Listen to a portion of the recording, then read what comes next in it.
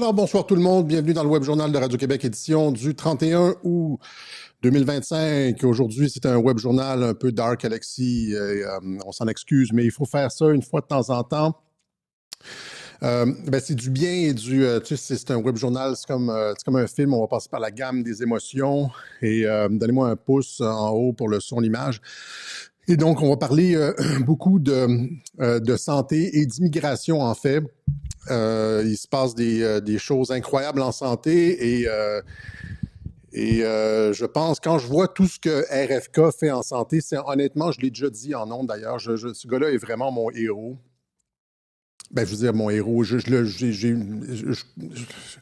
il surpasse mes attentes et je l'ai déjà dit, hein, je le prendrais comme président immédiatement après Trump. Donc, il surprend avec tout ce qui se passe récemment. Il y a comme juste cette semaine, il y a comme plein de nouvelles en santé. On va faire ça. Il est en train, c'est ce que j'ai appelé le Waterloo de l'establishment médical. On n'aura jamais, en un siècle, depuis que les Rockefeller ont commencé à s'impliquer dans la santé et puis les médicaments et tout, au début du 20e siècle, on n'aura jamais vu un retournement comme celui qu'on voit en santé présentement. Et j'ai toujours cette pensée pour... je suis nerveux. J'ai toujours cette pensée pour ceux qui ont dénigré RFK dans les premiers mois de son arrivée sur place, parce qu'il n'avait pas interdit immédiatement la première semaine les vaccins ARN. Vous comprenez? Et là, il avait trahi et c'était... et on va voir un peu le combat administratif qu'il mène pour la santé des Américains. Donc, j'ai un segment là-dessus. Il y a beaucoup de personnes qui m'ont demandé dans les questions, les commentaires, en messages privés, etc., de parler de suppléments, de trucs que je prends, des trucs comme ça. Étant donné qu'on fait un spécial sur RFK, je vais avoir une petite section où est-ce que je parle. Je vais parler je vais peut-être comme introduire ça. Donc, il va y avoir un segment sur... on va focuser plus sur l'énergie cellulaire, l'énergie générale. Puis après ça, on fera peut-être d'autres segments sur d'autres choses. On fera peut-être... bon, en tout cas. Et après ça, on va parler d'immigration parce qu'il y a beaucoup de choses qui se passent. Il y a l'image de cette jeune fille qui a fait le tour du monde, qui devait se défendre seule contre des migrants qui essayaient de l'agresser, elle et ses sœurs. Et elle a sorti des armes. On est rendu là en Angleterre. On est rendu au point où les jeunes filles de 13 ans doivent porter sur elles des armes pour se défendre parce qu'il y a une épidémie de viol. Ce sont des centaines de milliers de jeunes filles qui se font violer en Angleterre. C'est des chiffres qui sont sortis au Parlement. C'est des chiffres qui sont comme vérifiables. Et c'est comme ça par tous les crimes. On en a parlé à plusieurs reprises à Radio-Québec. On en a parlé l'été dernier lorsqu'il y avait les émeutes en Angleterre contre... ces trois jeunes filles qui ont été poignardées à mort. Il y avait eu des émeutes énormes et le gouvernement anglais incarcérait les gens qui faisaient des posts Facebook au lieu d'aller à la racine du problème. Ils ne réduisent pas l'immigration. Et là, ça n'arrête pas d'augmenter, c'est-à-dire qu'on s'en va vers une espèce de clash, un clash des civilisations, puisque nos gouvernements ont décidé de mélanger au sein d'un même territoire législatif plusieurs civilisations incompatibles. Et si à un moment donné, il y a eu cette possibilité le rêve un peu soralien d'égalité et de réconciliation, ça aurait été possible. C'est peut-être toujours possible, mais c'est possible à partir du moment où on arrête l'immigration. Est-ce qu'on arrive à un degré d'immigration zéro? Et à partir de ce moment-là, on peut se parler et puis arriver à de l'égalité et réconciliation. Mais si les portes continuent à être ouvertes et si on continue à subir un déluge migratoire, là, on s'en va vers autre chose complètement. On s'en va vers, des révoltes. Et là, en Angleterre, il y a plein de révoltes. Ça continue les marches contre l'immigration. Le leader populaire, Tommy Robinson, tient un gigantesque rallye le 13 septembre justement contre l'immigration de masse. L'Angleterre se mobilise, c'est pas juste l'Angleterre, c'est l'Australie aussi qui se mobilise. Au Québec, on a un problème de prière de rue devant la basilique Notre-Dame à Montréal. Ils vont s'installer juste devant la plus grosse église de Montréal, puis font leur prière de rue sur place. Et donc, là maintenant, il y a des contre-manifestants, des nationalistes québécois qui vont sur place. Et ça a remonté jusqu'au gouvernement. Et tout ça coïncide, c'est-à-dire le gouvernement Legault dit on va peut-être bannir les prières de rue, point. Et puis aussi, ça coïncide avec la sortie du livret sur la laïcité. Mais tout ça, on doit voir encore une fois, c'est quoi, il y a encore une fois anguille sous roche, et on va regarder ça à Radio-Québec, on va regarder qu'est-ce que ça, de quoi ça retourne, qu'est-ce qu'il y a, qu'est-ce que ça implique et tout ça.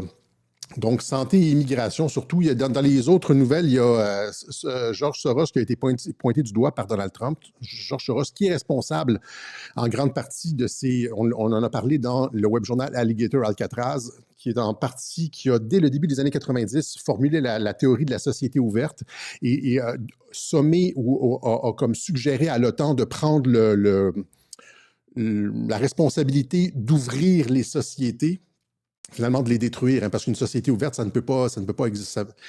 Ça ne peut pas survivre. La culture va être détruite et ça nous amène justement au clash des civilisations. La société ouverte nous amène à ça.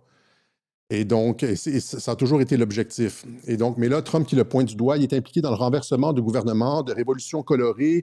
Aux États-Unis, il a participé, c'est les courriels dans l'annexe Durham, le rapport Durham, les courriels de l'annexe Durham montrent que la Fondation George Soros est impliquée dans le coup d'État contre Trump, c'est-à-dire la campagne d'Hillary Clinton correspondait avec un responsable de la Open Society Foundation de George Soros, coordonné avec lui pour framer Trump, pour inculper Trump, et il est aussi impliqué dans dans toutes sortes de manifestations. C'est lui qui paye les manifestants, sa fondation. En fait, c'est ce qui est allégué. Et là, Trump dit justement, Trump menace de poursuivre George Soros, souvent la cible de la colère de l'extrême droite, parce qu'il...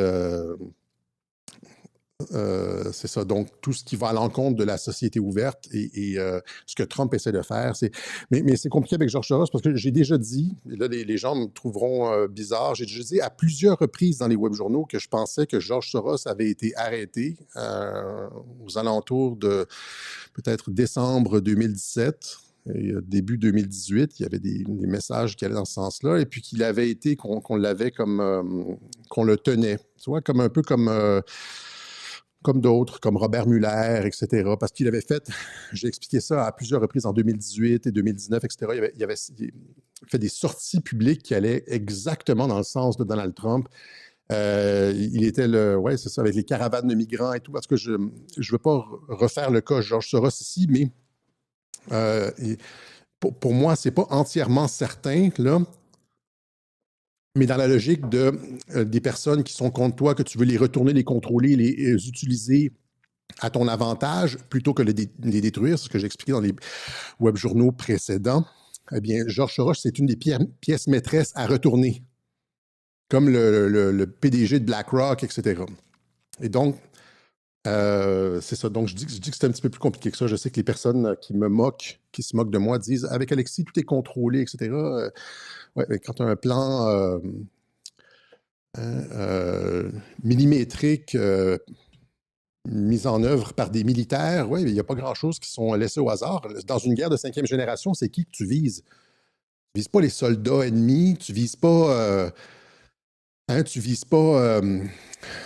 c'est qui que tu vises dans une guerre de 5e génération? C'est une guerre de perception.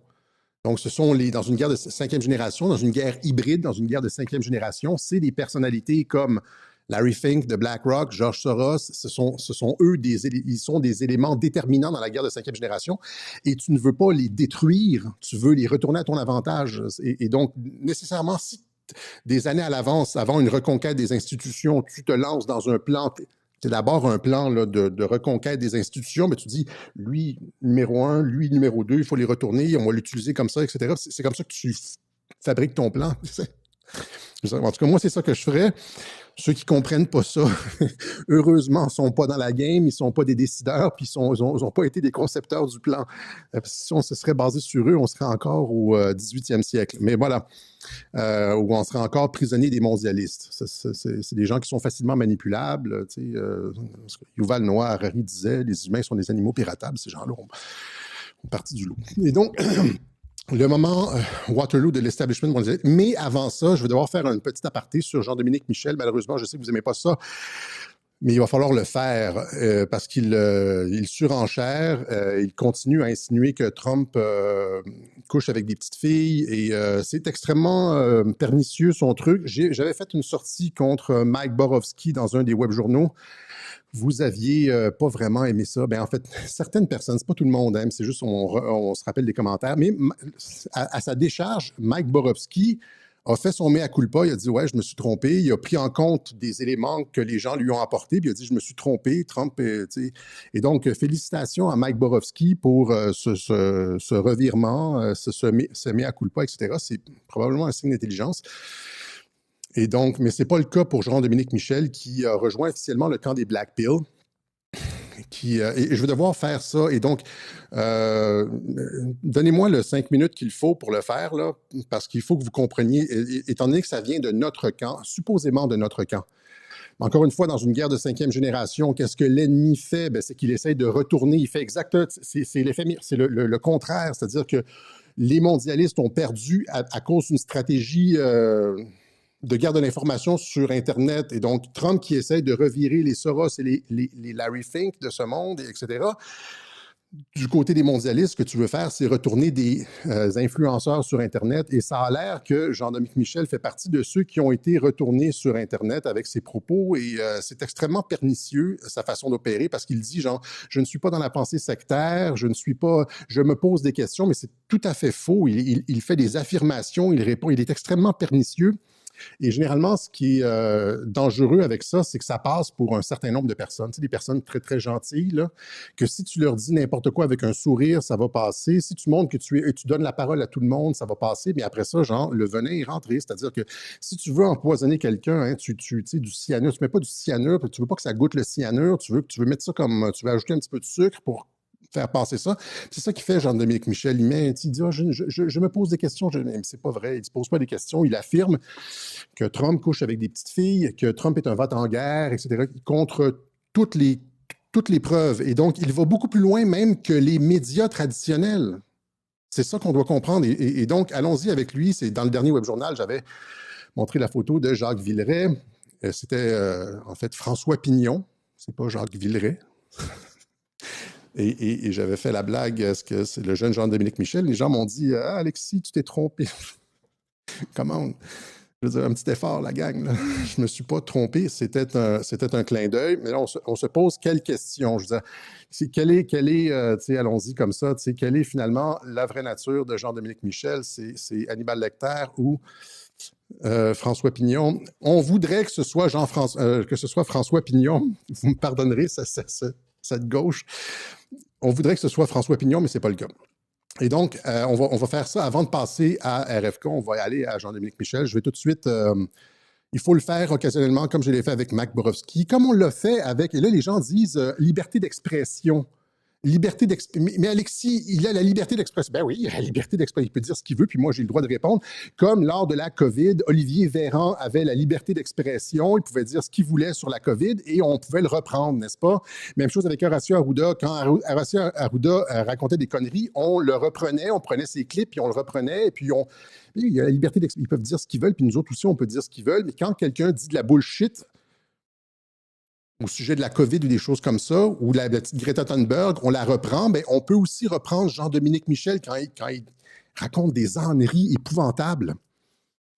Il n'y a pas de personne intouchable, et ça, c'est un truc dans la dissidence sur Internet. Là. Étant donné que quelqu'un a fait ses tenues debout durant la pandémie, là, tout d'un coup, on est du même camp. On n'est pas du même camp du tout. Il faut comprendre les différences. Et ça devient un personnage intouchable qu'on ne peut pas critiquer. Laissez-moi vous montrer comment ça va se passer. Premièrement, les gens, je vais vous donner des cas, genre dans un cas que j'ai bien vécu de retournement d'un média dissident lors de la campagne de 2015-2016. Donald Trump est rentré contre toute attente et il y a c'est les médias alternatifs qui l'ont fait rentrer, des médias comme Breitbart News et The Drudge Report. The Drudge Report, OK? Drudge Report qui avait des dizaines de millions de vues par jour durant la campagne de 2015-2016. Il soutenait Trump et tous les journalistes allaient sur Drudge Report voir, c'est un agrégateur de nouvelles. Et c'est une des raisons pour lesquelles Trump est rentré. Et qu'est-ce qui s'est passé en fin 2018, début 2019, je ne me rappelle pas exactement la date. Tout d'un coup, du jour au lendemain, Drudge Report a changé. Sa ligne éditoriale est devenue 100% anti-Trump. 100% anti-Trump. Hein? Et juste des mauvaises nouvelles sur Trump. Et Trump l'a dit en entrevue. Il dit, qu'est-ce qui se passe avec le Drudge Report? Qu'est-ce qui se passe? Quelqu'un a acheté, ils ont donné à Matt Drudge, le créateur du site, ils ont donné des dizaines de millions de dollars à Matt Drudge, étant donné que c'était un pion ou une pièce maîtresse dans la stratégie informationnelle. Ils l'ont littéralement acheté. Comme Trump veut acheter le Groenland, ils ont acheté Drudge Report et ils l'ont retourné en truc anti-Trump. Okay? Ils ont fait ça avec d'autres influenceurs. On en a déjà parlé. On pourrait parler de François Amalega ici, qui du jour au lendemain, qui était tout correct avec Trump, du jour au lendemain, a commencé à dire RFK fait partie de l'État profond. Mike Flynn, RFK, ils font partie de l'État profond. Trump est compromis, etc., etc. Du jour au lendemain, 3 semaines avant l'élection, même chose avec Amélie Paul, qui disait que RFK était contrôlé par Pfizer. Elle a changé sa ligne du jour au lendemain. Ils sont tous pareils, ils sont tous... je sais que vous n'aimez pas ça quand on va là, mais il faut y aller parce que sinon, vous êtes naïf. Vous faites bourrer par des personnes avec un sourire. Et c'est pas parce que quelqu'un s'est fait un nom durant la COVID, y compris moi. C'est pas parce que quelqu'un s'est fait un nom durant la COVID que vous devez... qu'on lui doit... qu'on doit le croire sur parole jusqu'à la fin, qu'il n'est pas retournable. Ces gens-là ont fait des 180 degrés. Comme Drudge Report, exactement comme Drudge Report. Et comme je l'expliquais, c'est ça, c'est le camp d'en face aussi veut retourner nos pions, les influenceurs, etc. Puis on l'a remarqué. Okay? Donc, liberté d'expression. Tout le monde a le droit de dire ce qu'il veut. On a le droit de critiquer comme on critiquait durant la COVID. Et 2, on n'est pas dans le même camp. Il y a des personnes dans notre camp qui se font retourner, comme il y a des personnes dans le camp d'en face qui se font retourner. Et vous devez voir ça. Troisièmement, sur le langage, des fois, il dit il faut être respectueux, il ne faut pas utiliser de gros mots, etc. Qu'est-ce que vous pensez de Trump? La façon de faire, c'est-à-dire à un moment donné, quand on disait Arruda, il faut brasser la cage. C'est des salopards, etc. En 2020, c'est devenu comme une espèce de... à un moment donné, il faut que les gens le ressentent, là. Il faut qu'ils... si tu parles toujours poliment et tu élèves les autres, les gens restent assis sur leur cul et ils voient pas, ils restent dans leur confort, etc. Et donc, aux États-Unis, ils sont agressifs verbalement. Et c'est pour ça qu'ils sont capables de battre les mondialistes. Tant qu'on va rester dans notre politesse francophone, on va rester assis dans notre confort et il ne va rien se passer. Éventuellement, il faut brasser la cage et dire les vraies choses. C'est ce que je fais aujourd'hui. Donc, il nous dit, je veux juste pointer certaines choses du doigt. Je m'excuse encore une fois. Premièrement, lui-même, dans certaines de ses réponses, il est extrêmement acerbe sur Twitter. Il a un visage à la caméra, c'est-à-dire quand il fait des lives, il est très doucereux. Il invite Sylvain Laforêt, il invite Stanislas Berton. Puis après ça, sur Twitter, c'est tac, tac, tac, tac, tac. Il démolit, il n'entend rien. Et donc, on doit se poser la question à savoir s'il y a un agenda politique. La question que je pose ici, c'est est-ce que c'est le François Pignon de la dissidence? Je ne pense pas que ce soit le François Pignon de la dissidence. Je pense que c'est bien pire parce que François Pignon est simplement innocent, il ne comprend pas le contexte. On pourrait dire Jean-Dominique Michel ne comprend pas le contexte, mais c'est pas ça du tout. Et ça va beaucoup plus loin que ça, son truc. À titre d'exemple, Patrick Cohen, la semaine dernière, lors de sa rentrée, se posait la question à savoir, un Trump français est-il possible? Et disait que Trump était une menace à la démocratie. Eh bien, Jean-Dominique Michel va beaucoup plus loin que ça. Il va insinuer que Trump était le meilleur ami de Jeffrey Epstein et qu'il, je veux dire, il le fait pernicieusement. Il dit... pour commencer à comprendre que Cossette est peut-être à côté de la plaque, il faudrait quoi? Que Trump viole une mineure en direct. Il faudrait que Trump viole une mineure en direct. Il fait ça de façon extrêmement pernicieuse en disant que Trump, c'est le meilleur ami d'Epstein. Il faudrait que tu vois visuellement que Trump viole des mineurs. Hein, tout en disant non, je n'ai jamais dit que Trump était un pédophile, ça serait grotesque. Non, je n'ai jamais dit que Trump était un pédophile. Non, tu as juste insinué que c'était le meilleur ami d'Epstein, puis que pour qu'on se réveille, il faudrait qu'il viole une fille en direct. C'est toujours sur 2 tabliers. Donc, il est extrêmement hypocrite, extrêmement pernicieux, mais j'espère que je ne suis pas comme ça. Honnêtement, les gens peuvent me critiquer, on me critique, je bloque massivement. Mais il me semble que je ne suis pas comme ça. Il me semble que je ne suis pas, genre, j'ai pas 2 discours, j'ai toujours un discours. J'ai fucking juste un discours sur à peu près tous les sujets depuis 2018. Lui, c'est comme, il change de tableau comme ça et les gens le voient pas. Les gens le voient pas. Ah, oui, non, je cherche la vérité, blablabla. Tu cherches pas la vérité, tu craches de la désinformation autant que tu peux. OK? Il dit notamment, il essaie de nous faire avaler que Trump est un va-t-en-guerre. Tu vois ici, dans ce tweet-là, la semaine dernière, il dit genre, il montre une vidéo de Marco Rubio qui critique l'administration de Maduro en listant comme un certain nombre de crimes ou de trucs que l'administration Maduro a fait. Là, il implique que Trump va partir en guerre. Il dit, mais non, depuis que Trump est au pouvoir, ce genre de va-t-en-guerrisme débile et criminel est remis au placard, voyons, en insinuant que Trump va faire la guerre, alors que tout le monde sait qu'il n'y a pas de guerre sous Trump. Même mon père l'avait admis, ça. Mon père qui détestait Trump, avec qui je ne m'entendais pas, j'avais dit, il n'y a pas déclenché de guerre, il ne fait rien. Puis la fois où est-ce qu'il a lancé une bombe, par exemple, sur l'Iran, c'est pour fermer la guerre et non pas pour ouvrir la guerre. On s'entend, c'est fermer, tu sais, ça a littéralement fermé la guerre de 12 jours, tu lances, puis l'Iran est bien content de ça, tu vois, c'est comme finalement, ceux qui reçoivent les bombes, entre guillemets, sont contents. Mais il essaye, et donc il est comme une des seules personnes qui essaie de nous faire avaler que Trump est un va-t-en-guerriste et que Trump est compromis avec Epstein, alors que, rappelez-vous ce que j'ai dit, là, je vais terminer bientôt, là, okay? Je sais que vous voulez comme qu'on passe à RFK, mais vous devez comprendre la nature du personnage. Parce que vous l'adulez, pas vous. Certaines personnes l'adulent, mais il est extrêmement, comme je disais, pernicieux, hypocrite, et on n'est pas du tout dans le même camp. Il s'est passé quelque chose avec Jean-Dominique Michel. Si tu regardes ses tweets d'il y a 6 mois et plus, il ne parlait pas de Trump. C'était comme un non-sujet. Puis là, tout d'un coup, comme Amalega et d'autres, tout d'un coup, c'est devenu comme une espèce de trope. Le Trump va en guerre, Trump il couche avec des petites filles, Trump, etc., etc. Et donc, on se demande s'il n'a pas été retourné comme d'autres personnes ont été retournées. On pose la question avec un point d'interrogation, on a une petite idée là-dessus. Et donc, c'est pas parce qu'il était correct en 2020 qu'il est rendu correct maintenant puis qu'il ne s'est pas passé quelque chose. Hein? Donc, vous voyez, comme ça ici, donc il implique que Trump couche avec des petites filles alors qu'on a montré, il est le seul, il est le dernier. Même les médias maintenant n'affirment plus que Trump est compromis. J'ai expliqué la semaine dernière que le Washington Post avait fait une enquête en profondeur. J'ai expliqué que les avocats, les 2 avocats et les avocats des victimes et l'avocat de Jeffrey Epstein, des gens avec une crédibilité béton, disent qu'il n'y avait absolument rien sur Donald Trump.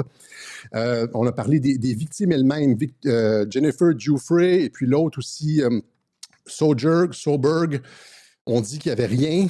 Le ministre Bill Barr dit qu'il n'y avait rien. Ghislaine Maxwell a dit qu'il n'y avait rien, etc. Et donc, qui il reste? Il reste, j'avais dit, voici une photo de Jean-Dominique Michel jeune, mais c'est le dernier qui continue à affirmer qu'il y a un truc entre Trump et Epstein, puis qu'il n'y a pas il n'a pas utilisé, c'est pas une stratégie d'effet Streisand, etc. Et donc, on a les journaux, on a à la fois les 2 avocats de la défense, c'est-à-dire l'avocat des victimes, Edwards, et l'avocat du coupable, Sean, qui disent « il n'y a rien ». Tu comprends-tu? Les 2 avocats, les 2 avocats, il n'y a pas juste les 2 avocats, il y a aussi les victimes elles-mêmes. Donc, et la poursuite et la défense disent qu'il n'y a rien sur Trump. Et puis après ça, il y a les victimes elles-mêmes et les criminels, Ghislaine Maxwell, c'est-à-dire les victimes et ceux qui ont perpétré le crime qui disent qu'il n'y a rien. Vous comprenez? C'est la poursuite et la défense, la victime et le bourreau, c'est complet, le spectre est complet, sauf François Pignon qui continue à affirmer qu'il faudrait qu'on puisse voir Trump violer une petite fille en direct pour réaliser que Cossette est dans l'erreur.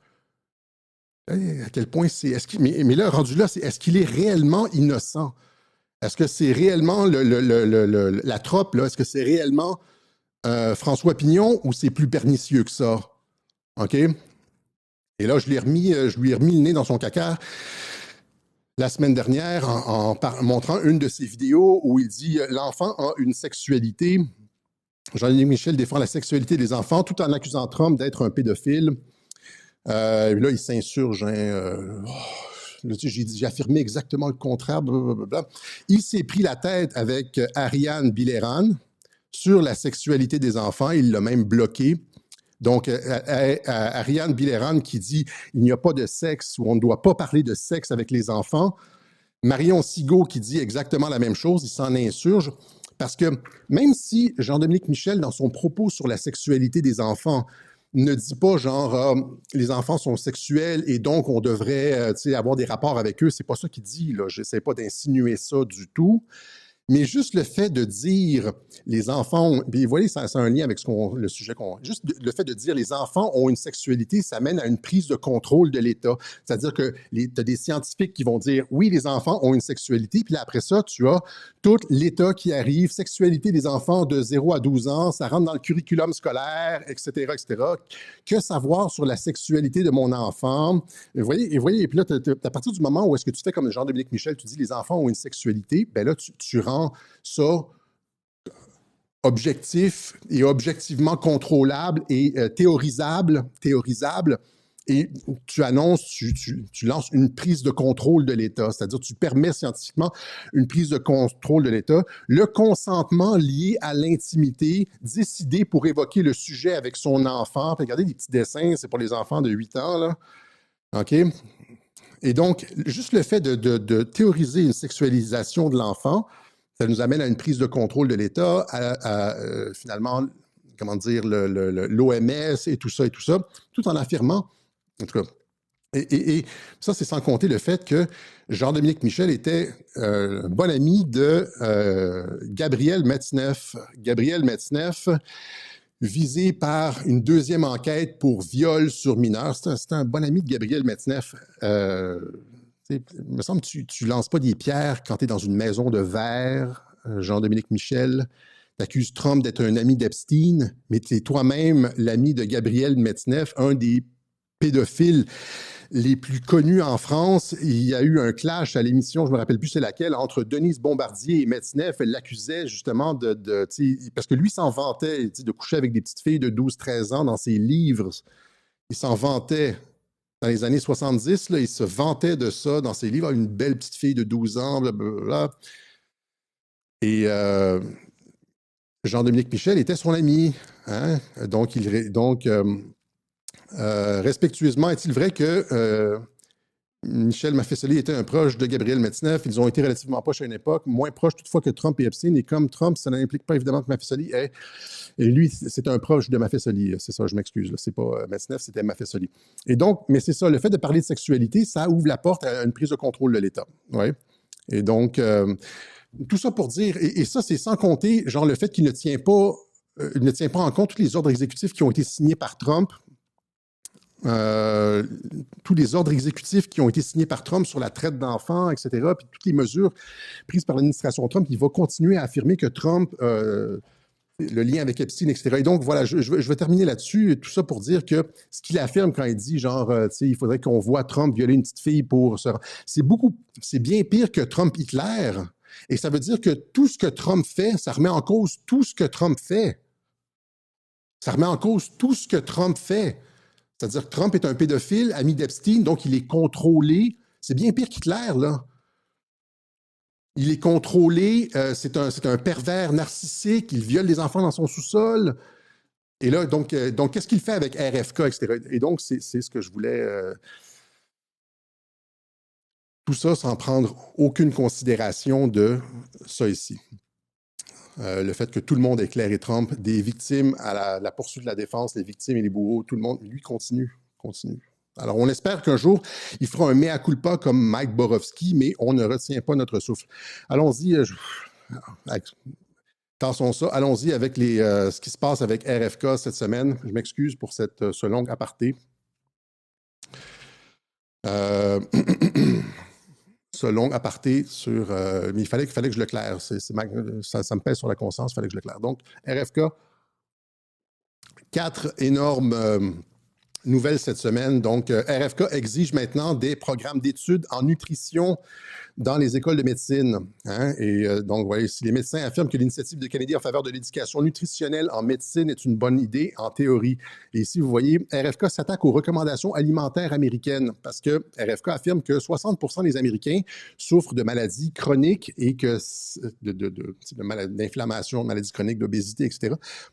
Et que ça, c'est lié en très, très, très, très grande partie à l'alimentation. Et donc, les Américains sont abonnés aux médicaments et sont abonnés à l'industrie pharmaceutique, au service de l'industrie pharmaceutique, parce que essentiellement parce qu'ils mangent mal. Et donc, à partir du moment où est-ce que tu règles le problème de la nutrition, ben, tu coupes les profits des pharmaceutiques. Vous comprenez? Donc, l'industrie pharmaceutique, rappelez-vous le livre de Claire Sévrac, Le complot contre la santé, où est-ce qu'elle explique le lien entre Big Pharma et Big Agro. L'industrie agroalimentaire et Big Pharma, les Monsanto et Bayer, les fusions entre la nourriture et les médicaments. Il y a une raison pour tout ça. Et donc, parce que si tu n'es pas en santé à cause de ce que tu manges, ben, tu vas consommer des médicaments pour régler les problèmes causés par ton alimentation déficiente. Et lui s'attaque directement à ça. Et puis là, encore, quand j'ai vu ça passer cette semaine, je me suis encore dit, imagine ceux qui pensaient il y a quelques mois encore, qui affirmaient que RFK était contrôlé par Pfizer. Je m'excuse, c'est ce genre de truc-là qui m'énerve. Ça me reste dans le travers de la gorge, soit zen, Alexis, etc. Non, je ne suis pas zen. C'est comme quand vous entendiez des trucs d'Olivier Véran ou des énormités d'Horacio Arruda. Ce genre de stupidité me pue au nez, puis c'est ça qui me craint, puis qui me donne envie de faire un web journal. Je m'excuse, je suis comme ça. Et donc ça, c'est déjà énorme sur la COVID. Puis ça, ce que je vous explique ici, ça s'ajoute à tout ce que j'ai expliqué dans les autres web journaux sur la santé. Tout ce que j'ai expliqué dans les autres web journaux sur la santé. Donc ici, sur RFK, justement, donc ici, Axios, ça c'est une autre. RFK limite les personnes éligibles au vaccin contre la COVID. RFK limite les personnes éligibles au vaccin contre la COVID. Ben, vous l'avez eu, ça se fait de façon graduelle. Hein? Ça se fait, c'est pas une interdiction mur à mur parce qu'encore une fois, il y a comme l'industrie pharmaceutique a produit des centaines d'études qui montrent que ça marche. Ils ont comme des études faussées là, qui montrent que ça marche. Puis même, vous parlez à quelqu'un d'endoctriné sur les vaccins, il dit il n'y a aucun effet. Des effets secondaires sont minimales. Et puis là, ils sortent une panoplie d'études. Donc, tu dois te battre contre ça. Contre eux autres aussi, ils ont des armes et donc tu dois y aller de façon graduelle. Kennedy a déclaré que la FDA avait autorisé Moderna pour les enfants de 6 mois à 5 ans, mais uniquement à celles qui présentent un risque élevé de tomber gravement malade à cause du virus. Ceux qui avaient un risque élevé de tomber gravement malade, c'est quoi? C'est 3% de la population, ça? Donc, le vaccin est autorisé pour les enfants, mais seulement pour les enfants qui représentent un risque élevé de tomber gravement malade. Tu sais, genre, les trucs de, tu sais, l'enfant est né avec des poumons, malformation pulmonaire, et puis là, c'est comme la COVID l'achèverait. Mais dans ce cas-là, le risque du vaccin est moins pire que de... de toute façon, tu ne pourrais pas dire aux parents, nous allons retenir le vaccin dans le cas de votre enfant, parce qu'il y aurait de l'incompréhension. Et donc, pour les cas graves seulement, même chose pour les adultes au-dessus de 65 ans, seulement ceux qui peuvent faire des formes graves. La fin des autorisations d'utilisation dites d'urgence, il a mis fin aux autorisations dites d'urgence, signifie que le vaccin Pfizer n'est plus autorisé pour les enfants de 6 mois à 4 ans. Le vaccin de Pfizer n'est plus autorisé pour les enfants de 6 mois à 4 ans. Cette décision intervient après que Pfizer a déclaré en août avoir demandé à la FDA de maintenir cette autorisation pour l'automne et l'hiver prochain. Et donc, non, Pfizer n'a pas eu cette... Mais là, n'oubliez pas, on vous disait que RFK était contrôlé par Pfizer. La FDA approuve de nouveaux vaccins contre le COVID, mais avec des limites quant aux personnes pouvant les obtenir selon RFK. Et là, il dit un important comité consultatif sur les vaccins auprès des centres pour le contrôle de la prévention des maladies doit voter pour recommander les vaccins contre la COVID, mais Kennedy a plutôt cette année vidé ce comité de ses fonctions et nommé de nouveaux membres, dont certains sont des critiques notoires des vaccins. Donc, un comité devait comme réautoriser les vaccins. Le Canada a vidé le comité, on en a parlé dans les web journaux, et a nommé des personnes anti-vax sur ce comité-là. Et donc, ce qui nous amène à ça ici, la guerre intestine à l'intérieur de la FDA. La Maison-Blanche annonce le licenciement de la nouvelle directrice du CDC, mais elle refuse de partir. Suzanne Monarez aurait refusé d'adopter la position du secrétaire à la santé, Robert F. Kennedy. Fait que des gens qui sont dans l'administration, elle, c'est Suzanne Monarez. refuse de mettre en place les directives de RFK et finalement, quand ils se font limoger, refuse de partir. Elle refuse parce qu'elle dit que RFK met en danger la vie des gens. Et donc, selon elle, dans sa tête, là, elle refuse. Elle a été licenciée par la Maison-Blanche, par RFK. Elle refuse de partir. Elle refusait de mettre en application les directives sur les vaccins de RFK. Et elle reste là parce qu'elle pense qu'elle sauve des vies, la folle. Vous comprenez? Ou bien qu'elle est, elle est payée par l'industrie pharmaceutique ou je sais pas, là. Mais quand on essaie de virer les gens, c'est très compliqué. Ici, la principale agence de santé américaine licencie définitivement 600 employés du CDC. Ça, je pense qu'on en avait déjà parlé. Ici, même chose. Si le plus haut responsable des vaccins de la FDA est contraint de démissionner, citant la désinformation et les mensonges de RFK Junior, il y a un combat à l'intérieur sur les vaccins. Ouais, ici, un ancien responsable affirme avoir été contraint de quitter la FDA, ça c'est le même, après avoir tenté de protéger les données de sécurité des vaccins. Les vaccins sont sécuritaires, ils voulaient continuer à prouver qu'ils étaient sécuritaires. Finalement, il voulait protéger les données sur la sécurité des vaccins. On l'a renvoyé, il a été contraint de démissionner, etc. Ici, l'adjoint de RFK Junior nommé directeur par intérim du CDC alors que l'exode des dirigeants laisse l'agence sous le choc. OK? Et là, il y a des tweets intéressants ici. Par exemple, le Washington Post, ça c'était le 28 août, il y a 3 jours.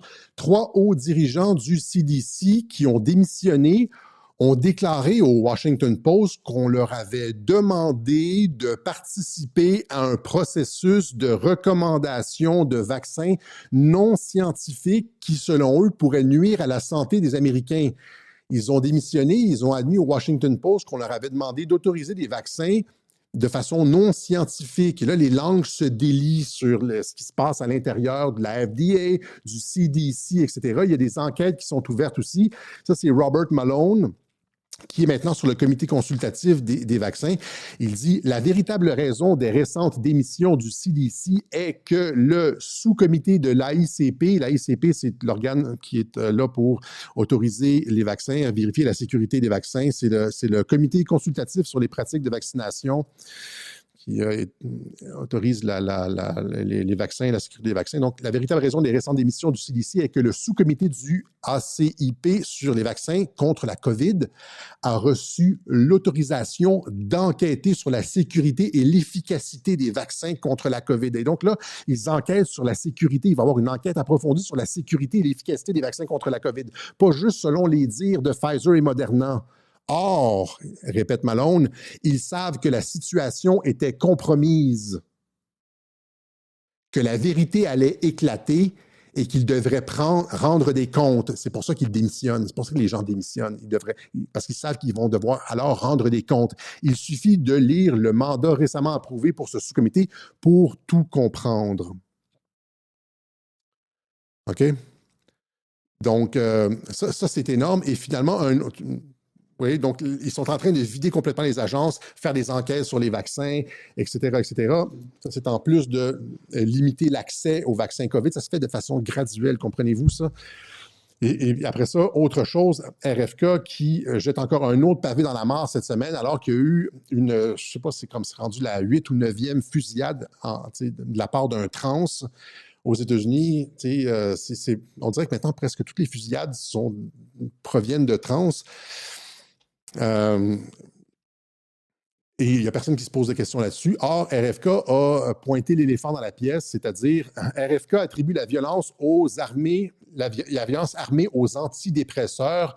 Après la fusillade dans une école de Minneapolis, nous lançons des études. Et donc, ils vont sortir des études sur les SSRI, là, je ne sais pas, je ne me rappelle plus c'est quoi l'acronyme en français, c'est ISRI ou quelque chose comme ça, je ne me rappelle plus.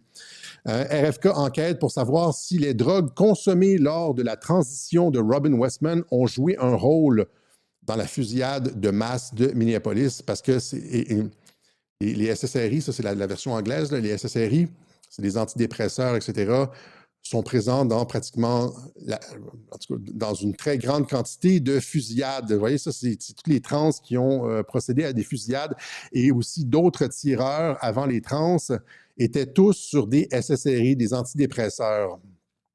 Hein? Pourquoi ça ne se produit pas au Canada? Parce que au Canada, les SSRI sont contrôlés justement à cause des effets sur l'humeur et ce genre et les hormones, etc., etc.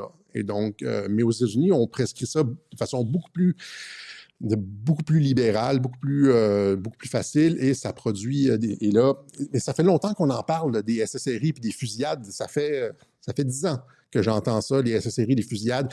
Le tireur était sur les antidépresseurs, le tireur était sur les antidépresseurs, etc. Et là, RFK qui pointe l'éléphant dans la pièce, qui dit on va faire une étude là-dessus. C'est énorme. C'est énorme, voilà. Et donc, ça, c'est pour RFK, encore une fois, contrôlé par Pfizer et faisant partie de l'État profond. Je vais maintenant, juste étant donné qu'on parle de santé, vous faire quelques recommandations sur les trucs que je prends. Je ne sais pas si ça vous... Dites-moi si ça vous intéresse. Si ça ne vous intéresse pas, je n'en referai pas d'autres. Mais je vais parler aujourd'hui surtout de ça ici, c'est-à-dire de la santé cellulaire qui est impliquée dans le rajeunissement ou l'anti-vieillissement. Je dois dire en premier que je ne suis pas médecin, que j'ai aucune spécialité là. J'ai juste passé énormément de temps depuis 2020 peut-être. J'ai passé énormément de temps là-dessus. J'ai lu presque autant que sur la politique de Trump. J'ai peut-être pas autant de facilité à le vulgariser, mais je le lance. Si ça vous intéresse pas, on n'en fera pas d'autres dans les web journaux. Et donc aujourd'hui, je m'inspire beaucoup de travaux du microbiologiste de Harvard, je pense que c'est Harvard, David Sinclair, des personnes comme Rhonda Patrick, aussi il y en a d'autres. Vous pouvez les retrouver sur YouTube. Ils ont énormément de vidéos où est-ce qu'on parle de tout ça. Et donc, vous me dites souvent dans les vidéos, quand je montre des vidéos passées, Alexis de rajeuni, etc. Et il y a beaucoup de ça qui a à voir avec, oui, j'utilise des petites crèmes, des trucs comme ça. Mais quelqu'un va, mais je fais très attention à ma santé cellulaire. Et donc, dans les années, le paradigme pour l'anti-vieillissement dans les années 80-90, et même au début des années 2000, c'était les antioxydants. Tu sais, tu dois comme faire attention, prendre des antioxydants, tu sais, manger des bleuets, prendre de la vitamine C, etc., parce que tu veux éviter l'oxydation de tes cellules, l'oxydation de ton système. L'oxydation, c'est ce qui fait en sorte que le cuivre tourne vert et puis que le fer rouille et tourne rouge, etc. C'est de l'oxydation. On a de l'oxydation dans le corps et le paradigme pendant longtemps pour le vieillissement, c'était l'oxydation du corps. C'est comme ça que tu perds, tes cheveux deviennent blancs et puis ta peau ratatine et puis etc. C'est l'oxydation. Mais là, avec les travaux de cette nouvelle génération de scientifiques, ce qui est important, c'est pas tant les antioxydants, c'est la santé cellulaire. Et donc, ce que tu vas avoir, c'est les antioxydants, c'est important. Ça ne remplace pas la connaissance sur les antioxydants, mais ça va plus loin. Les antioxydants, la santé cellulaire, c'est ce qui fait en sorte qui détermine ton niveau d'énergie générale. Tu sais, souvent, on dit les gens sont fatigués, les gens sont oh, je suis fatigué, je ne suis pas motivé, j'ai rien. Moi, j'ai été comme ça. J'ai été fatigué, amorphe, euh, sans aucune motivation. J'ai vécu tout ça, là, tu sais. Et là, vous l'avez remarqué, des fois, genre, tu dis dans les web journaux, Alexis, on dirait que tu as plus de pep, etc. C'est moins. Ouais, ben, je fais attention à ma santé cellulaire aussi, puis aussi, pour le vieillissement aussi, je fais attention au vieillissement. Donc, des produits que je prends pour... je vais peut-être y aller avec le concept en premier. Ça fait bizarre dans un web journal comme ça. Normalement, on parle de politique, etc. Mais vous l'avez demandé. Fait que si ça ne fonctionne pas, Donc, il y a deux choses qui sont importantes, deux concepts importants pour la santé cellulaire. C'est les mitochondries, puis après ça, c'est l'ATP. L'ATP, c'est l'énergie cellulaire. Les mitochondries, c'est comme les petites batteries qui produisent m'excuserez de vulgariser là, énormément, là. Encore une fois, je ne suis pas médecin, ne m'écoutez pas, allez vérifier tout, utilisez les conseils du Comité de médecins Canada ou whatever. Et donc, je ne m'accorde aucune crédibilité, je ne veux pas être poursuivi. Donc, il y a les mitochondries, c'est ce qu'il y a dans les trucs bleus que vous voyez ici dans la cellule. Toutes vos cellules ont des mitochondries. Donc, vous voyez, là, il y a la membrane cellulaire autour. Après ça, il y a comme une espèce de truc à l'intérieur. Il y a le noyau de la cellule. Et les petits trucs bleus que vous voyez à l'intérieur, c'est des mitochondries. Et tout le monde a ça, toutes vos cellules ont ça. Et les mitochondries, c'est ça qui produit de l'énergie. C'est des petites batteries. Là. Puis quand les mitochondries sont en santé, quand vous êtes jeune aussi, les mitochondries produisent beaucoup d'énergie. Et puis quand ça va mal, avec l'alimentation, le manque de sport, etc., les batteries diminuent. Si vous ne faites pas de l'exercice, si vous n'êtes pas comme actif, les mitochondries tentent à s'affaiblir, etc. C'est pour ça qu'on dit, plus tu fais de l'exercice, plus tu as d'énergie. Tu sais, quand tu dis, ben, je me suis remis à faire du jogging, je me suis remis, et puis j'ai beaucoup d'énergie, ben, vous avez réactivé vos mitochondries. Vos petites batteries commencent à produire de l'énergie. Puis c'est quoi l'énergie? L'énergie, c'est de l'ATP.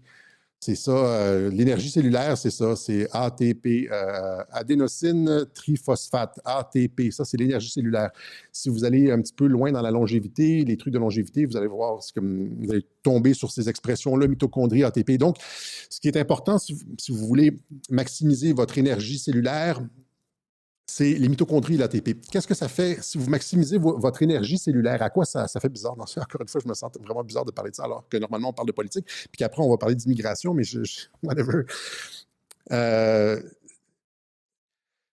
L'énergie cellulaire est importante pour la division cellulaire. L'énergie, là, après ça, je vais vous donner les suppléments qui aident là-dedans. Là, ça fera peut-être faire un long web journal, mais tant pis. Quand le sperme rentre dans l'ovule, il y a comme de la division cellulaire, ça tombe 2, 4, 16, 8, 16, 32, etc. Puis il y a comme de la division cellulaire, puis ça fait comme finalement un embryon, etc. Mais la division cellulaire continue le restant de notre vie. Hein, nos cellules de peau, notre corps se renouvelle à tous les...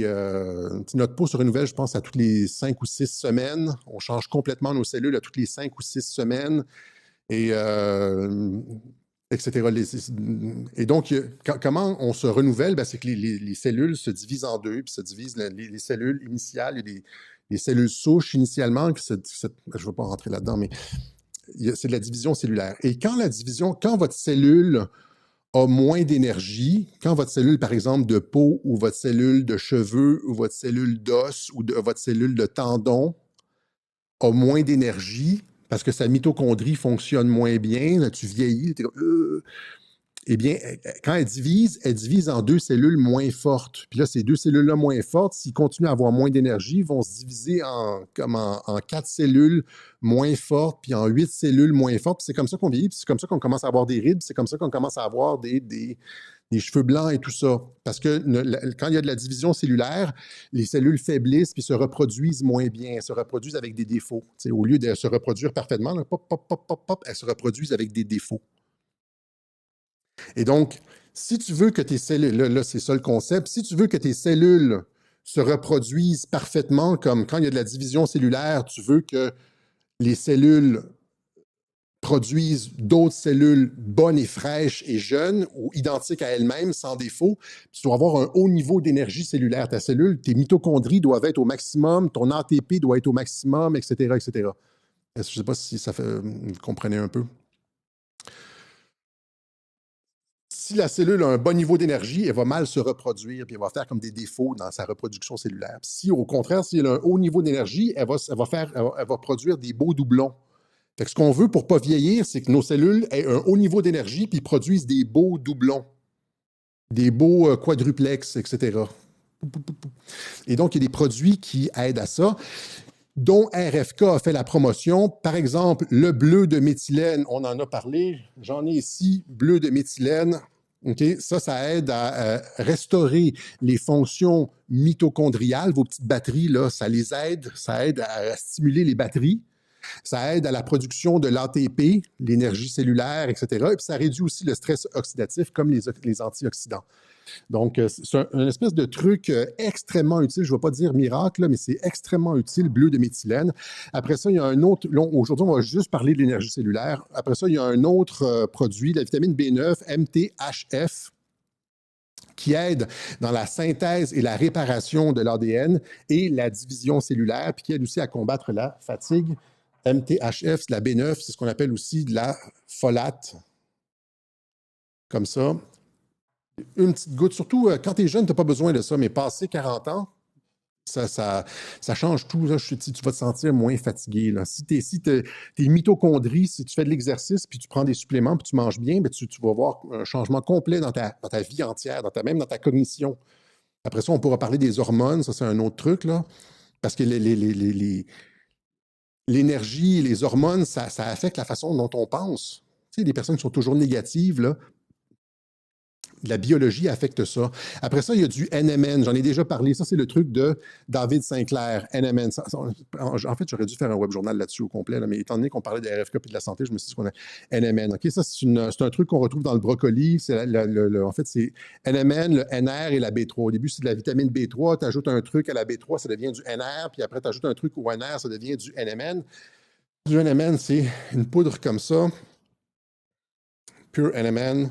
Moi, vous devez le prendre le matin parce que ça régule aussi le cycle circadien. C'est-à-dire que normalement, le matin, nos niveaux, ça augmente l'énergie cellulaire. Le ATP, le NAD+, ça augmente à l'intérieur de la cellule l'énergie cellulaire. Ça nourrit les mitochondries comme. Et donc, ouais, c'est ce qui fait la différence ouais, entre, c'est ça. Ce que vous voyez, la différence entre les deux côtés du visage, c'est la division cellulaire les cellules du côté vieillissant ont perdu de leur énergie et se sont mal reproduites. OK, essentiellement. OK. Donc, après ça, il y a de la vitamine D3 qui aide à l'énergie cellulaire ou du soleil. Il y a de l'astaxanthine. L'astaxanthine, c'est ce que vous avez dans le saumon, les crevettes. C'est le truc rouge que vous avez dans les saumons, les crevettes, etc. Le caviar, l'astaxanthine. Là, vous avez ça. Ici, comme ça, il y a différentes sortes. L'astaxanthine, 12 mg. Donc, ça aussi, ça aide à l'énergie cellulaire. Après ça, le NMN, juste pour finir sur le NMN, là, il y a un reportage que je vous suggère de regarder ici sur YouTube qui s'appelle The Quest to Slow, Stop and Even Reverse Aging, la quête pour ralentir, arrêter et même renverser le vieillissement, qui montre justement l'effet du NMN sur deux souris jumelles nées la même journée de la même mère. Ils ont donné de la NMN à une souris, puis ils n'en ont pas donné à l'autre. Quelques années plus tard, la souris qui a reçu du NMN n'a pas un seul poil gris sur son pelage, alors que l'autre a plein de poils gris-blancs. Et tu regardes sur le truc pour courir, le treadmill, l'espèce de truc pour courir, faire courir la souris, celle qui a reçu du NMN court très bien, elle n'a pas de problème, alors que l'autre n'arrête pas de tomber, puis elle a de la misère. Ça empêche le vieillissement parce que ça fait en sorte que les cellules ont beaucoup d'énergie et que la division cellulaire se fait correctement et que les cellules se reproduisent de façon adéquate au lieu de diminuer rapidement puis de vieillir. Il y a un compte sur Twitter que je vous conseille, Vitaolis, qui fait beaucoup de travail là-dessus, toujours des trucs intéressants. Donc, il y a ça pour l'énergie cellulaire, puis il y a aussi ça, la créatine. La créatine. La créatine, les gens disent, premièrement, c'est un des suppléments les plus recherchés que vous allez pouvoir trouver sur le marché. Il y a littéralement des milliers, voire des dizaines de milliers d'études sur la créatine. C'est sécuritaire. Et le truc, normalement, c'est les gens au gym qui prennent de la créatine pour les muscles, pour augmenter l'énergie cellulaire. Et c'est très efficace. Ça donne ça donne de la force. Puis on prend genre 5 grammes, 10 grammes de créatine par jour. Tu sais, je pourrais même en prendre immédiatement. Allons-y, créatine.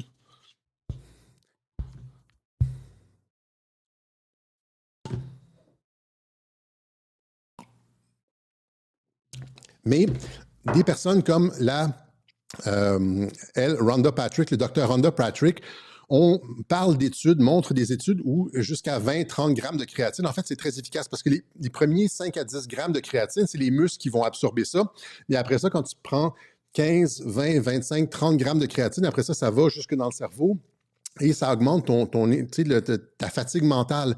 Et elle donne des exemples d'études qui montrent que, par exemple, si tu as passé une nuit blanche, et puis le matin, tu n'es comme pas capable de réfléchir parce que tu as passé une nuit blanche, mais tu prends de la créatine, puis ça enlève les effets de brouillard liés au manque de sommeil, etc. Parce que tu redonnes un peu d'énergie à ton cerveau. Et donc, c'est bon pour l'ensemble du corps. Donc, ça, c'est pour l'énergie cellulaire. Donc, bleu de méthylène, vitamine B9, NMN, vitamine D3, créatine, astaxanthin. Vous allez augmenter, vous allez réduire votre vieillissement. Vous allez vieillir littéralement, vous allez vieillir moins vite. Vous allez augmenter votre niveau d'énergie. Voilà, bleu de méthylène. Après ça, il y a des gens qui m'ont demandé, on va faire ça genre, extrêmement rapidement. Les trucs pour les crèmes, etc. Moi, j'ai utilisé l'intelligence artificielle pour faire ça. Et donc, attends, je suis pas dans mon domaine, là, mais donc, il y a trois trucs intéressants à utiliser. Des facteurs de croissance pour la peau et des exosomes. Les exosomes, ça augmente la communication entre les différentes cellules et ça aide à euh, faire en sorte que la cellule comprenne exactement ce qu'elle doit faire. Donc, c'est comme des cellules souches un peu, mais pas vraiment, c'est des éléments de communication. Donc, exosomes et facteurs de croissance qui vont vous donner une apparence un petit peu plus serrée sur la peau, qui vont... il y a ça. Après ça, j'utilise aussi du bleu de méthylène sur la peau. Ça, c'est révolutionnaire comme produit. Les gens me l'ont demandé. Bleu de méthylène sur la peau. Comme ça ici, le bleu de méthylène, des études qui montrent que le bleu de méthylène rajeunit la peau, a des effets bénéfiques sur la peau, un effet rajeunissant sur la peau. Et j'utilise aussi ça ici, Sulwhasoo.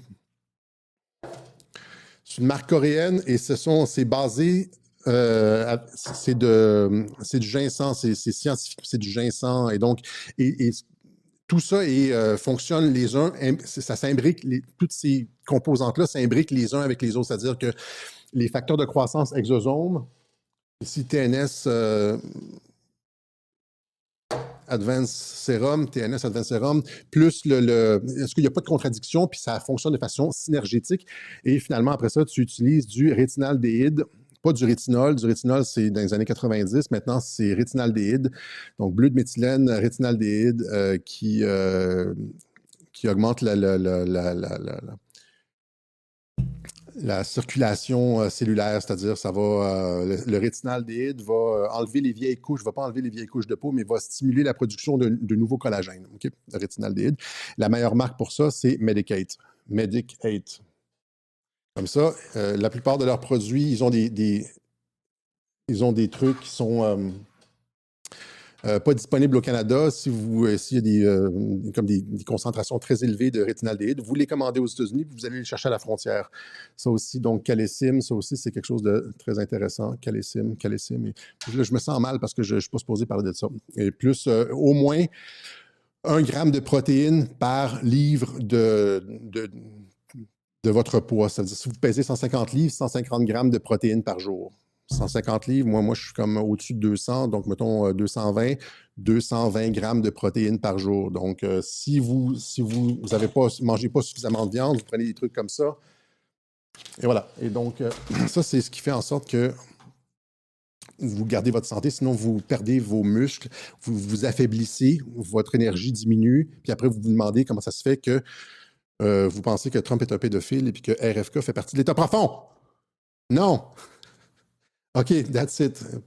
Ça, c'est en attendant les medbeds, comme ils disent, OK? Oui, je vais chercher ça à la frontière, c'est-à-dire il y a des boîtes postales à Plattsburgh, soit des boîtes postales à Plattsburgh. En Europe, il n'y a pas de problème, je pense, mais à Plattsburgh, où il y a des trucs où est-ce que tu peux aller chercher des colis qui reçoivent ton colis, tu vas le chercher, tu traverses la frontière, puis tu prends le colis, puis tu retournes. Voilà. Maintenant, en Angleterre, il s'est passé quelque chose. J'aurais vraiment dû faire un web journal séparé pour ça, parce que je me sentais un petit peu mal. Mais il y a cette jeune fille qui a brandi des armes. Je vais vous montrer la vidéo et on va en parler après. Yes, you have a knife. Donc, harcelés par des migrants d'origine étrangère, des migrants, et puis là, étant donné qu'il y a littéralement des centaines de milliers de viols aux États-Unis, les jeunes femmes sont obligées de se défendre maintenant puisque la police ne fait rien, la police n'arrête pas les criminels, elles arrêtent les personnes sur Facebook, et malheureusement, cette jeune fille s'est fait arrêter. Évidemment, ceux qui la harcelaient sont repartis sans rien. Why are you fucking with us? Fucking Ken bashers! Show the knife. Show the knife. Get Show the the knife. fuck away from her! Show the knife. Show the knife. Don't touch her! That's it. Don't That's whoever it. you Show the want to be. knife. Don't get my waist! Show Donc, the on est knife. rendu en Occident où est-ce que les jeunes filles, ben, les hommes sont plus là, hein, parce qu'on les a castrés d'une certaine façon. Hein, il y a tellement eu de films qui montrent les hommes et la violence et tout ça à Hollywood. Ça fait partie d'un système d'ingénierie sociale.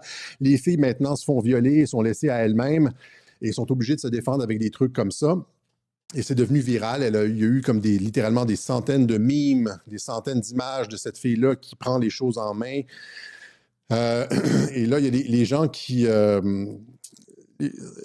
c'est ça, il faut commencer à tenir nos politiciens responsables de ce qu'ils sont en train de produire, c'est-à-dire le choc des civilisations. Les politiciens sont responsables de l'insécurité et du choc des civilisations. Il faut leur faire comprendre qu'on se dirige vers ça. Comme je disais en début de Web Journal, la ligne égalité et réconciliation devient de plus en plus difficile à tenir. Il y a peut-être encore une possibilité de la sauver, mais à long terme, si les frontières restent ouvertes, il n'y a aucune possibilité d'éviter le choc des civilisations. C'est probablement ça qui est voulu. L'idée, c'est de faire en sorte que les politiciens reculent. Les gens me disent souvent, nous ne devons pas pointer du doigt les migrants, Alexis, nous devons tenir responsables les politiciens qui organisent. Là, oui, mais en fait, c'est pas ça l'objectif. C'est pas... ultimement peut-être, mais l'objectif, c'est vraiment de faire comprendre avec des images chocs à une majorité de nos concitoyens que le temps est venu d'agir et de faire pression sur nos politiciens pour changer les politiques migratoires. Et donc, moi, je suis pragmatique, c'est utilisons ce qu'on peut utiliser pour faire en sorte que les politiciens commencent à vouloir fermer les frontières. Et on a vu justement, par exemple, lors de la dernière campagne électorale au Canada, Pierre Poilievre a perdu en partie à cause de sa position sur l'immigration. Maxime Bernier avait une position beaucoup plus claire de fin de l'immigration de masse. Et Pierre Poilievre l'a ressenti lourdement, ce reproche-là d'être trop près des communautés culturelles et tout.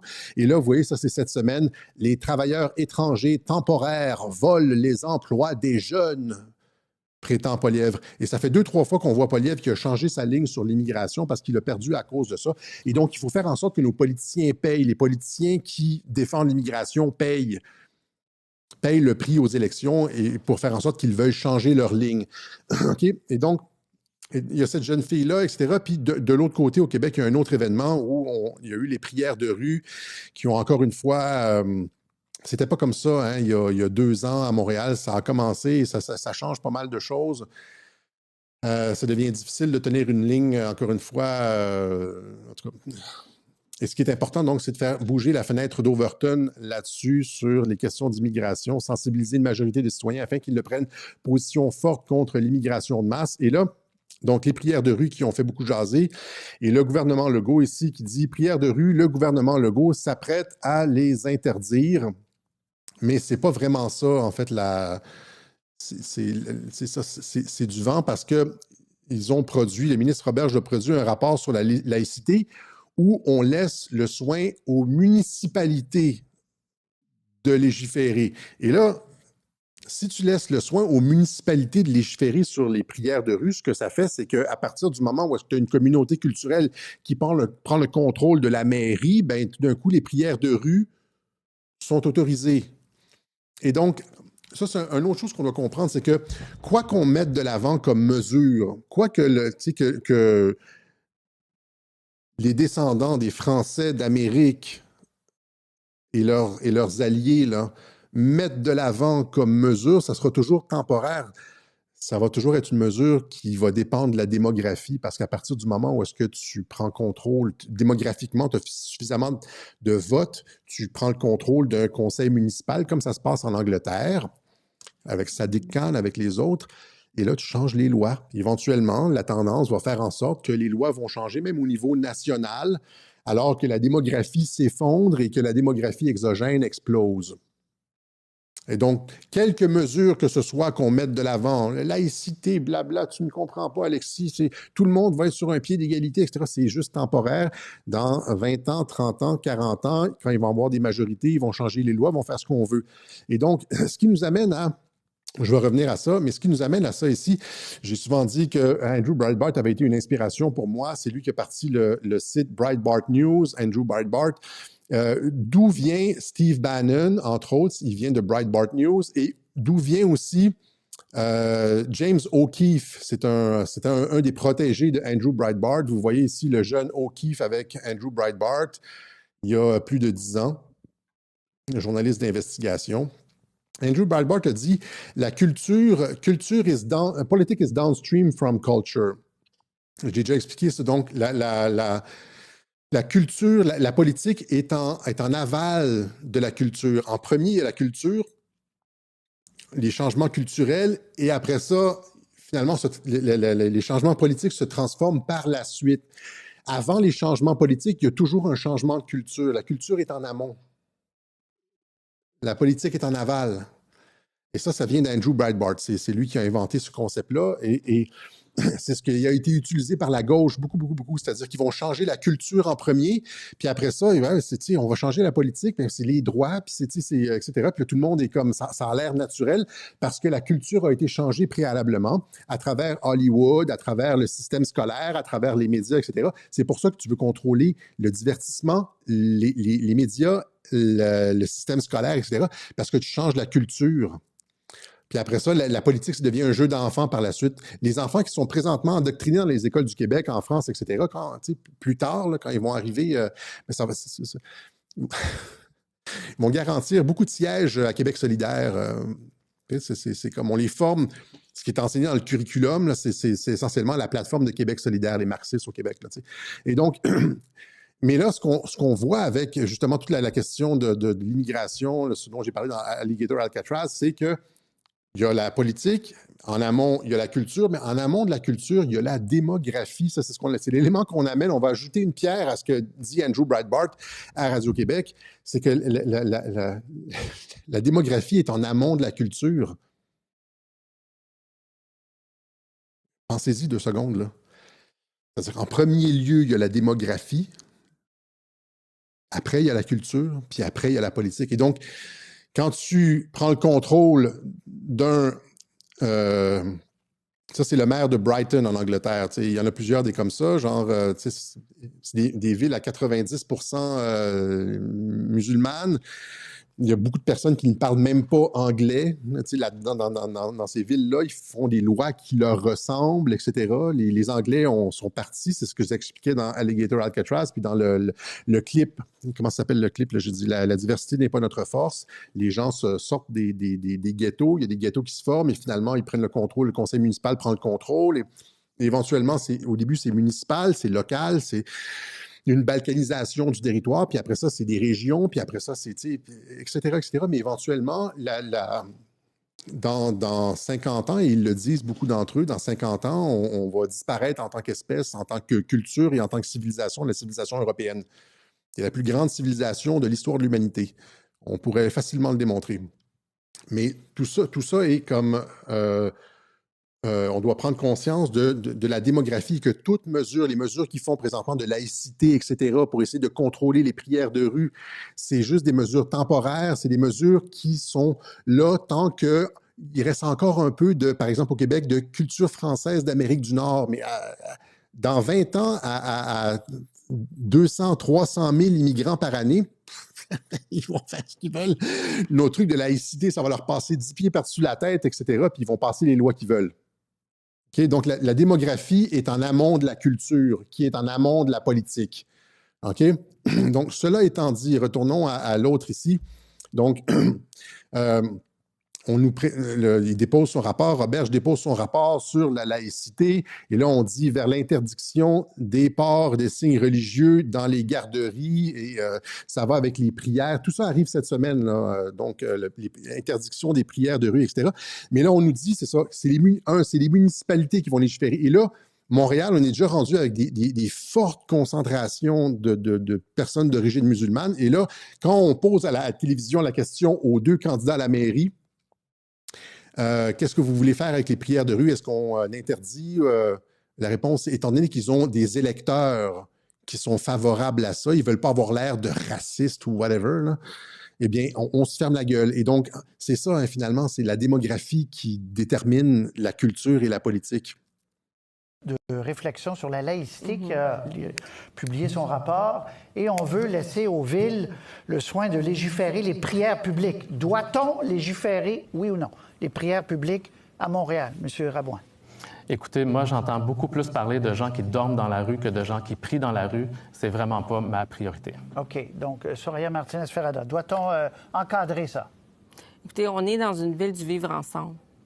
On peut aller dans les espaces publics, ils nous appartiennent à tous. On doit bien les partager. Okay. Et je pense que faut respecter la Charte des libertés. Voilà. Donc, rien de la part de nos politiciens parce qu'ils ont un électorat. La démographie, en démocratie, la démographie détermine tout. Puis à partir du moment où est-ce que tu ouvres les vannes, tu fais pas juste rentrer des personnes au compte-gouttes, c'est comme des civilisations entières qui rentrent. On perd le contrôle de notre culture et après ça, de la démographie, après ça, de la culture, puis éventuellement de nos politiques. Comprenez-vous ça?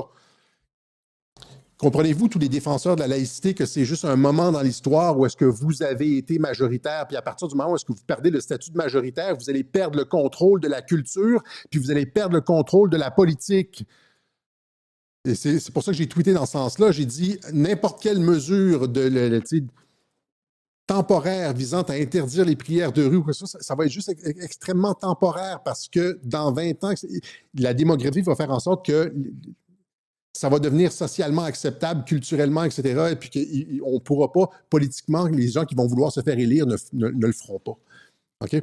On doit comprendre ça, que on doit mettre un terme à l'invasion migratoire en premier. Mais il n'y a pas juste ça ici. Il y a ce lien-là aussi intéressant. Encore une fois, là, c'est une petite bulle Radio-Québec. Immigration, laïcité, sexualisation. Pourquoi on fait rentrer... Bien, je veux dire, il y a plein de raisons pour lesquelles on fait rentrer des centaines de milliers d'immigrants. Mais vous voyez ici, donc, ça, donc vers l'interdiction des ports des signes religieux dans les garderies. Ça, c'est les crèches que disent les Français. Et là, tout le monde dit oui, c'est bien parce qu'on ne veut pas de femmes voilées et puis, tu sais, qui enseignent à nos enfants et tout ça.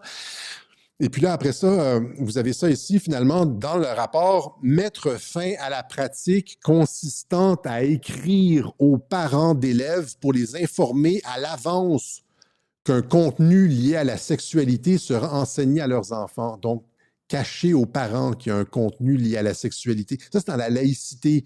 Comprenez-vous le lien entre immigration? Là c'est comme, il faut interdire laïcité. Puis là, après ça, la laïcité fait en sorte que la religion, c'est l'espèce de retenue face à l'hypersexualisation. Il y a encore de la retenue dans certaines religions, là. Et pourquoi il était nécessaire d'enlever le crucifix avant d'envoyer Barbada dans les écoles? Tout ça est lié, c'est un seul et même truc. Ouais. Donc, non-binaire pour désigner le sexe d'un enfant des parents indignés par l'option sur les formulaires d'inscription à l'école non-binaire. Le petit pou, il y a 4 ans, puis et donc, immigration, là, étant donné que c'est invivable avec l'immigration, puis tout comme chaotique et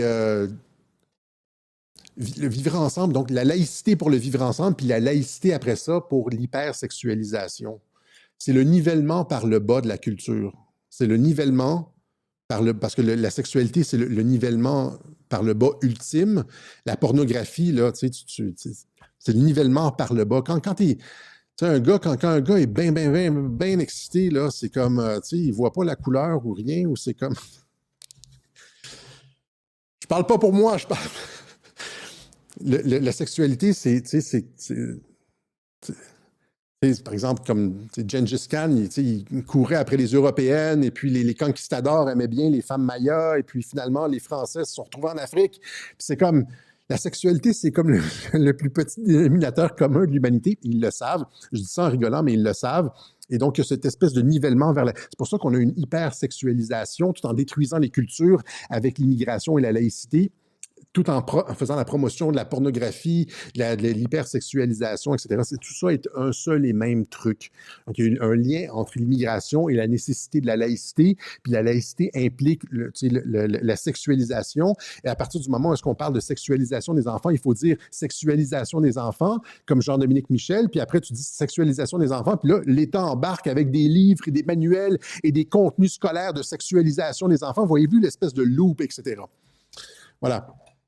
Donc, le 13 septembre, Tommy Robinson, justement, mène des marches en Angleterre, une gigantesque marche, ça va être dans plusieurs villes, là, contre l'immigration de masse. Je recherche sur Google, puis tu ne trouves rien. Regarde, 13 September, Tommy Robinson. Puis la seule chose sur laquelle tu tombes, c'est la marche contre le fascisme, c'est la contre-manifestation. 100% des résultats, c'est la contre-manifestation. Il ne parle même pas de Tommy Robinson, c'est la contre-manifestation. Voilà. Donc, on est dans un système où est-ce qu'on est si on n'arrête pas l'immigration rapidement, on va se retrouver dans un système où toute forme de vivre ensemble, d'égalité et ou de réconciliation ne sera plus possible bientôt à cause des débordements, du clash des civilisations. Il nous reste très peu de temps pour arrêter l'immigration. C'est pour ça que l'administration Trump met beaucoup d'efforts là-dessus, puis critique, et puis essaie de réguler ça, puis parce que c'est ça, on rentre, il reste très peu de temps pour essayer de sauver ce qu'on pourrait appeler le vivre ensemble. Et puis, il y a des liens entre, c'est ça, c'est pernicieux le système mondialiste parce que l'immigration de masse, ça crée de l'insécurité, ça permet la société de surveillance, ça nous impose, ça nous amène à la laïcité. La laïcité, ça peut être un concept intéressant quand tu as une société homogène, quand tout le monde est de la même religion, ou presque, là, quand tu as 90% de la société qui est de la même religion, puis qui, il y a comme on s'entend sur la majorité des codes, on vit dans la même culture, etc. Ouais, OK. Sous séparation de l'État, et puis là, très bien, OK. Mais, je veux dire, dans une société, c'est ça, dans une société avec plusieurs religions, ça mène à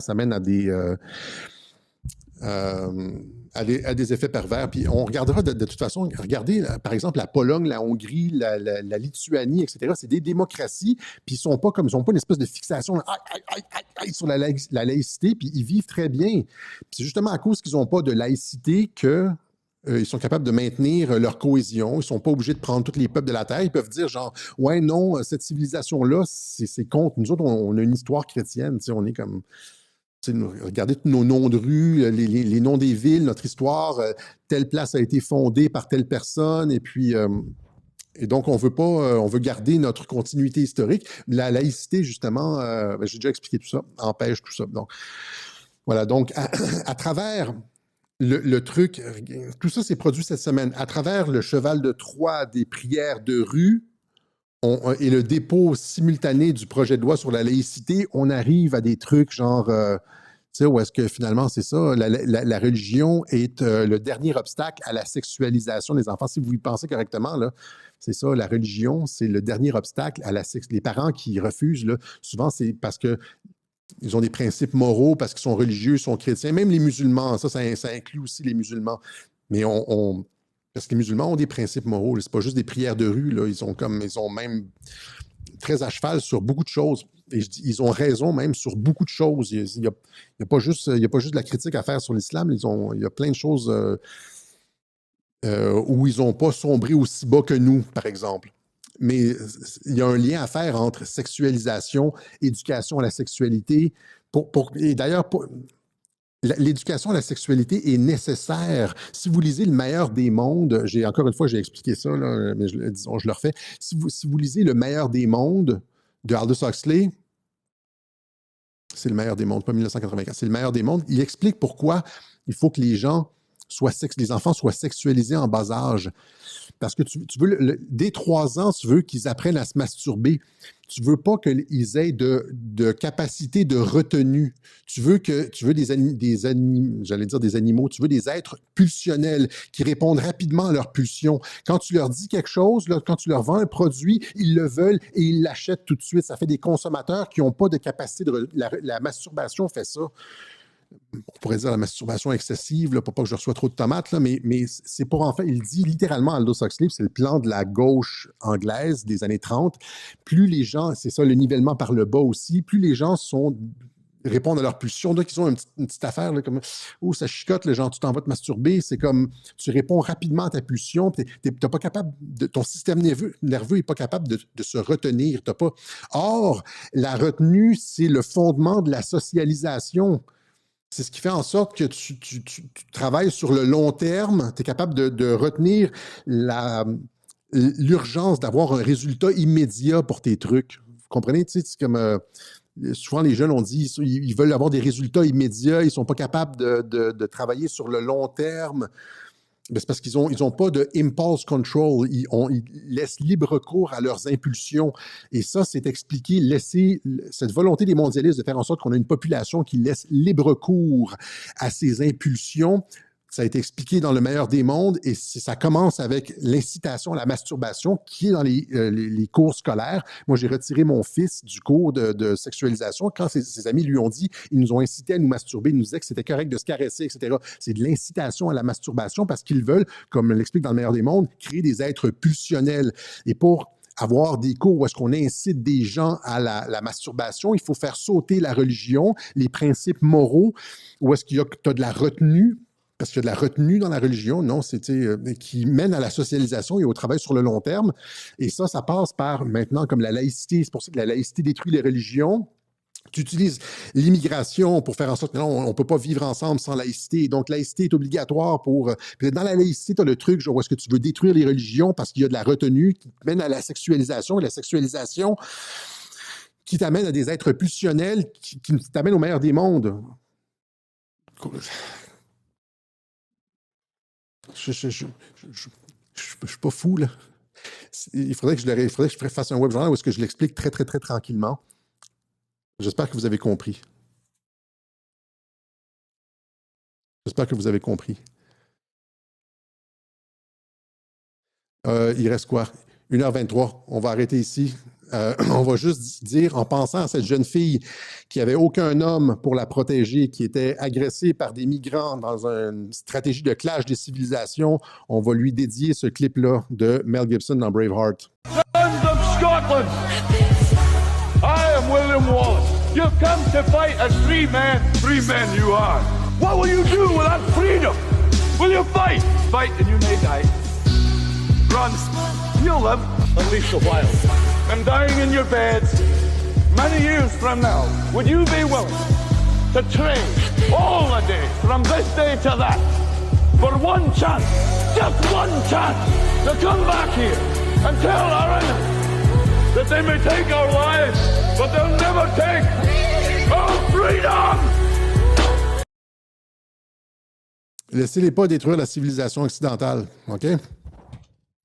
All right, alors on remercie ceux qui ont fait une contribution à Radio-Québec, ceux qui nous permettent de continuer à faire ce travail, des fois déplaisant, des fois stimulant, mais qui est d'utilité publique, comme beaucoup de personnes le disent. Donc, ça se fait grâce à des personnes qui nous soutiennent financièrement, qui font ça dans l'ombre, et il y a des gens qui me disent « As-tu reçu cet argent-là? As-tu reçu mon don? » etc.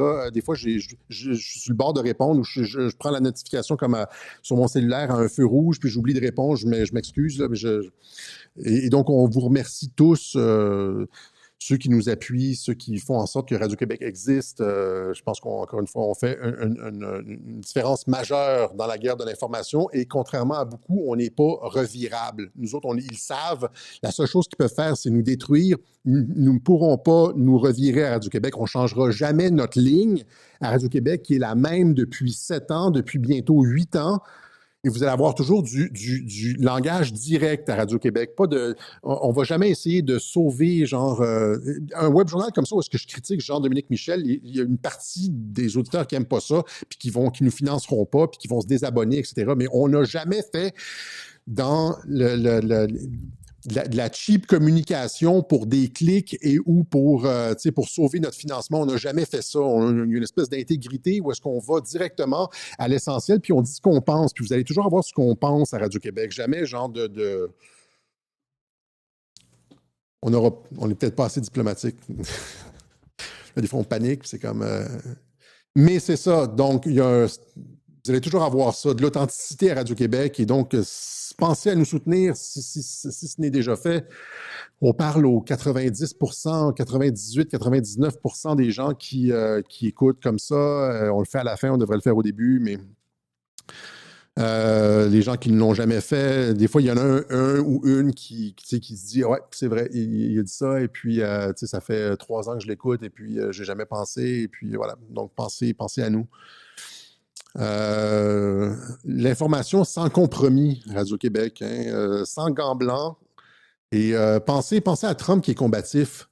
Des fois, on dit « Oh, Alexis, les chicanes, blablabla. » Trump est arrivé en politique, puis il n'a pas mis des gants blancs, il a mis des gants de boxe. Puis là, quand on est sur Twitter, puis on utilise des gants de boxe, les gens disent « Ouais, mais tu comprends qu'il n'y a rien qui se passe avec des gants blancs.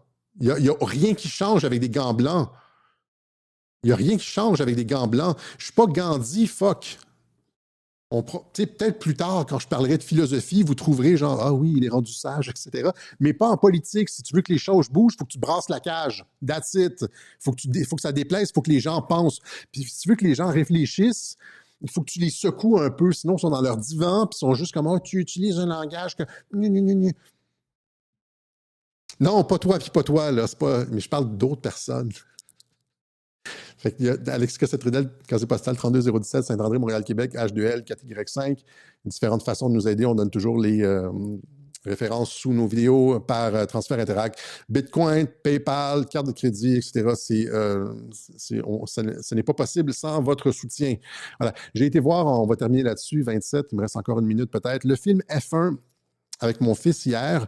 Et je pensais juste avoir un bon film avec un peu d'action, puis un peu d'action de course. Mais finalement, c'est un excellent film. Et donc, je le recommande. Je veux avec Brad Pitt, là, tu te dis, genre, ça va être un film avec Brad Pitt, très ordinaire, etc. Mais c'est un film qui est bien fait. Il est juste vraiment bien fait. Il est bien ficelé. Il y a comme plein de... comme c'est un beau travail. C'est comme les web journaux, des fois, sont brouillons, puis sont comme là, tu dis, ouais, il y a des bonnes idées, mais il y a des gens qui critiquent, c'est chaotique ta façon d'expliquer ça. Mais ça, c'est un film qui est bien fait, qui est bien ficelé, puis même, et c'est même pas le sujet de la F1 qui est intéressant.